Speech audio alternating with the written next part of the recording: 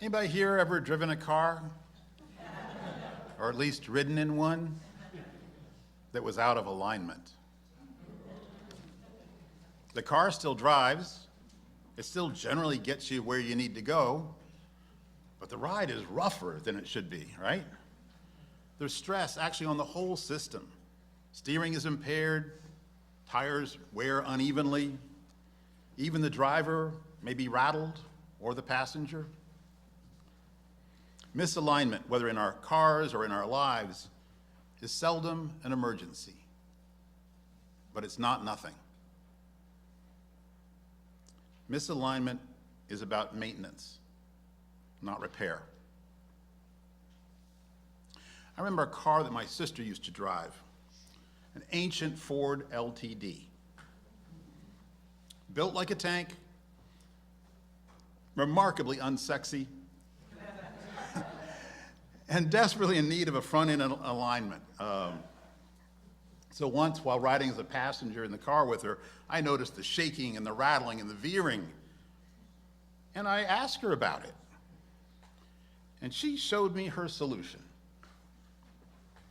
Turn up the volume on the 8-track and keep on driving.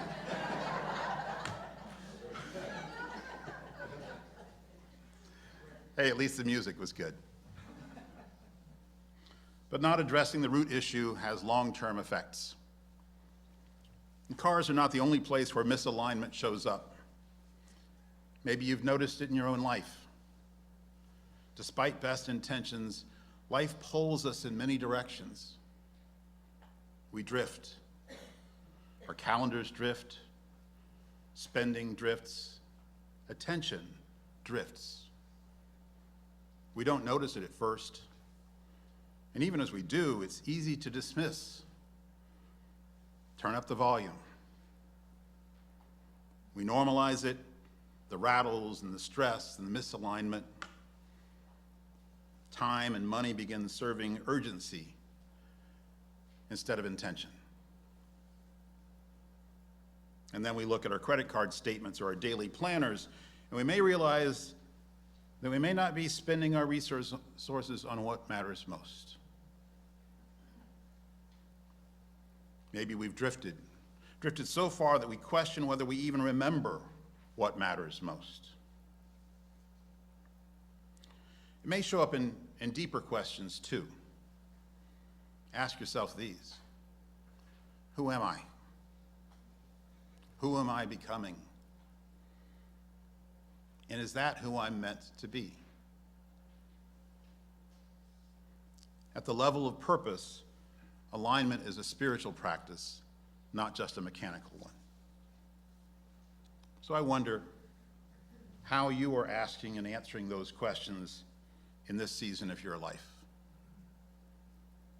You don't need to answer out loud, but maybe just notice what comes up. See, these are very personal questions, yet they echo the questions that we as a congregation have been challenged to answer over this past year. Who are we? Who are we becoming? And are we aligned with those things? The question is not, are we in crisis? We are not. The lights are on, the choir sings beautifully, I might add. Our children are laughing and learning, and we with them. There are so many great things happening in this church. You think about that offering we took on behalf of a nonprofit in the community doing good work. We do that every week. Our weekly offering goes outward every Sunday. And that practice may seem unusual, especially for some of you who are newer. But over time, it's actually deepened the generosity of this congregation, not diminished it. When this congregation began asking what belongs here and what belongs beyond, the answer for both was more. That was a very important moment of what I call recalibration. And at this new threshold, having asked questions of ourselves, we notice a few things. There's renewed energy in the sanctuary and in our social justice work. We have weathered storms, and we are doing church very well here. It is not, however, without stress to the system. Volunteers feel strain, especially some who have given so much for so long. Compensation for our staff lags. As an organization that affirms the dignity of all and advocates for economic justice, this seems like a mismatch. And we've delayed improvements and repairs to our building and grounds because we could. I think we've done an amazing job of making do while caring for one another. And you can feel that spirit around the piano with Sherry as we sing songs, often from the 70s. Even in leaner seasons, this community knows how to keep on singing. My sister would love it. Just keep on singing. Still, we're at a threshold that calls us to reflect, to answer honest questions, and perhaps to recalibrate. I mentioned earlier that our weekly offering goes outward. This aligns with our values. It's part of who we are. It is pledges, however, from members and friends that sustain the church. They are what allow our board to plan prudently. They are what allow us to turn shared aspiration into faithful and responsible action. And in our case, there's no higher earthly power we can call on to provide for us. In the free church tradition, what sustains this congregation is the shared commitment of the people who are here. And the blessing is, we don't have to answer to that hierarchical body. That's why, even if we don't talk much about it in our tradition, money is tied to belief and faith. So is time. So is energy. So is love. I've seen that magic that happens when people invest deeply in church life, not only for the good of the congregation, but for the good of their own souls as well. There's that line from Matthew 6:21, "For where your treasure is, there also will your heart be." Of course, we draw from multiple sources of wisdom, and many of them offer formulas to guide us. Across traditions, the question is the same: what portion of our resources belong to the common good? Jewish and Christian traditions often give us guidelines in terms of a percentage of our income. In Islam, zakat, an annual practice of charitable giving, is tied instead to accumulated assets. And this isn't about following a rule, it's just about being intentional. Those traditions invite us to look honestly at our lives and decide what alignment looks like in our own households. So Barb and I have been doing the same work ourselves. At this point in our lives, some things that used to matter don't matter as much. Other things matter more. Some resources have grown, others have diminished. And as we look at the whole picture, our time, our income, our accumulated assets, we asked what portion of our resources should go toward the causes we care about. And then, within that commitment, we asked two further questions. What belongs here to this spiritual home? And what belongs beyond to the other causes we value? By asking those questions, we landed on a pledge for this year that's around 25% higher than last year. We didn't plan it that way. It's just where it landed when we took the time to consider what felt right for our family. Alignment looks different in different lives and different seasons because our time and our income and our responsibilities are not the same. And that kind of thoughtful alignment doesn't happen in a hurry. In the past, many of us, myself included, felt a sense of pride in how quickly we got our pledges in, perhaps replying to the email the same day. It was efficient, it was easy, and it made our stewardship chair happy. But in truth, that efficiency often skipped over the very work that faithful discernment requires. We were checking a box rather than checking our alignment. So this year, the board, our stewardship chair, and I are asking you to do something a little counterintuitive. Please don't feel the need to respond immediately. Instead of simply replying out of habit, give yourself the gift of time. Time to reflect on the whole picture of your resources. Time to notice where your wheels are pulling. Time to name what matters most at this point in your life. Then let your resources follow your love. Alignment is simply when the direction of our resources matches the direction of our hearts.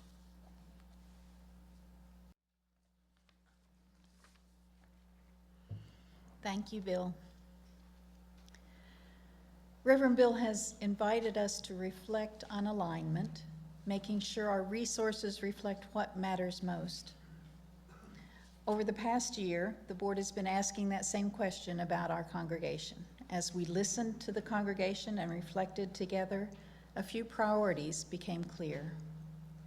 Supporting the people who sustain this community, reducing strain on volunteers who give so much of their time and energy, strengthening the connections that help people find belonging here, and caring responsibly for the building that holds our shared ministry.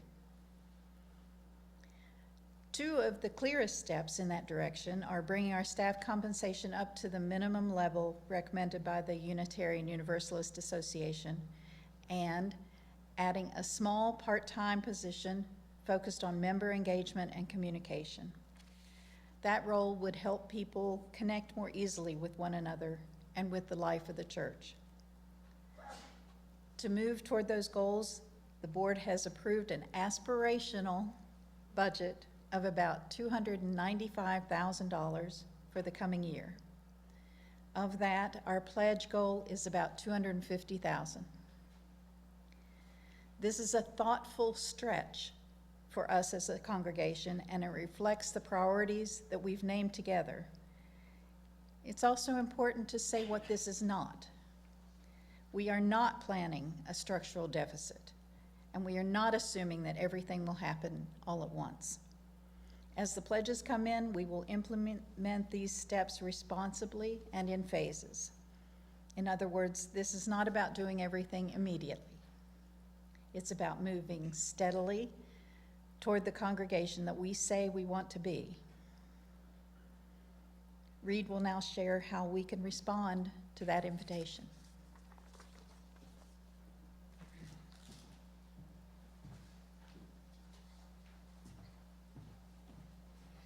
Thank you, Susan. I'm Reid Hester, Finance Chair and Stewardship Chair. Bill, I'm going to go off script just a little bit here at the offset, if that's okay. As I walked in this morning and said hello to a number of people, people said, "Oh, Reid, I haven't seen you in a while." And then a couple of people, more than one, said, "Oh."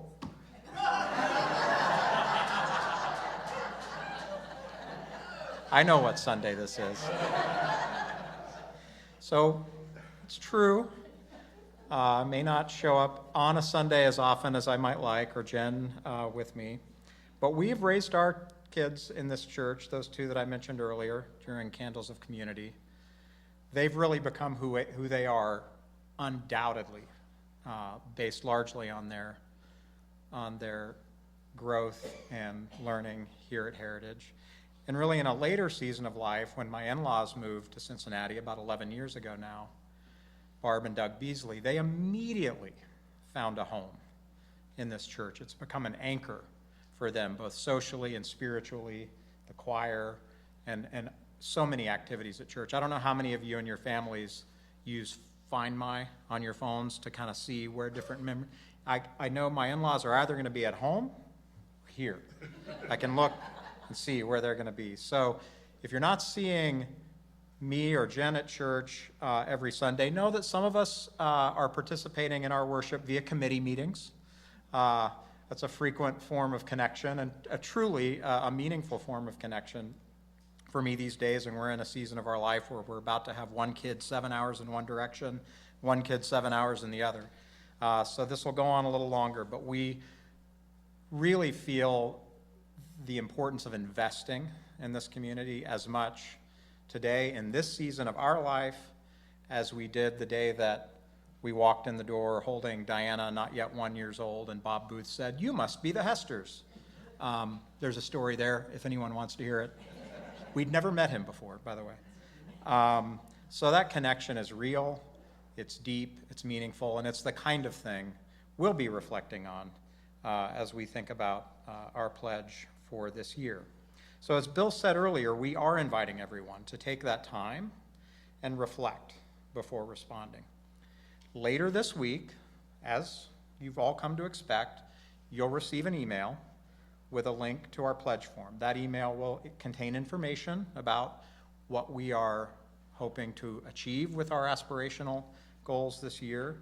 It'll contain information about your pledge and some information that you can take in to kind of consider how you should approach pledging in this year. Things like the stewardship, a link to the stewardship page on the HUUC website. As of right now, if you go to that stewardship page, it's always there, it's always up, but you'll see last year's information. The copy for that page is with our HUUC webmaster now, and it should be going live any minute this week to be updated for this year's pledge campaign. So you'll get a link to that site that will have even more information about the pledge campaign. So some people find that helpful. There'll be a link to the UU Fair Share Giving Guide. That's also a helpful, just one more source of information for you to help think about your pledge. But really, most importantly, as Bill said, we are not asking for that immediate, let me get right back to Reid and win a prize for being the first to pledge this year. Instead, we really encourage you to take the time to reflect on what matters most and how your resources align with that. And then do pledge, please. Don't skip that part. Now, over the next few weeks, we'll be sharing some additional resources. There may be some surprises along the way about some ideas and some things we have in store for this year's stewardship campaign. There will be opportunities to engage more deeply with this conversation about stewardship and alignment. And once you've had time to reflect, we do invite you to submit your pledge in whatever way is the easiest, whether that's our pledge form, which you can link is a form on our website that you can fill out, or simply emailing huucpledge@gmail.com to let me know your pledge. And if you have questions along the way, as always, I'm available, happy to help. Thanks so much.